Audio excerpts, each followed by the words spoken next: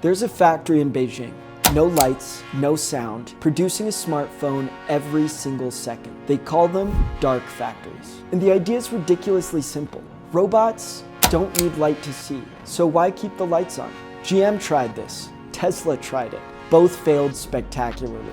And so why is it suddenly working now? Because the old way was programming every scenario, every edge case in advance, which is brittle in exactly the way you'd expect. AI doesn't do that. AI watches, adapts, self-corrects. That's not automation, that's autonomy. And that's what changed everything.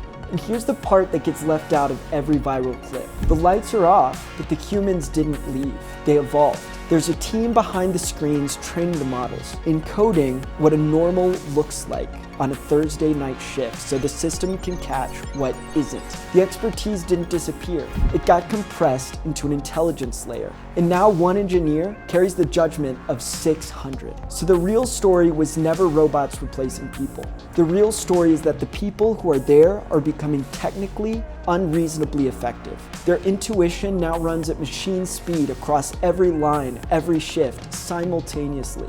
The lights are going off. The question is whether you have something intelligent enough to see in the dark.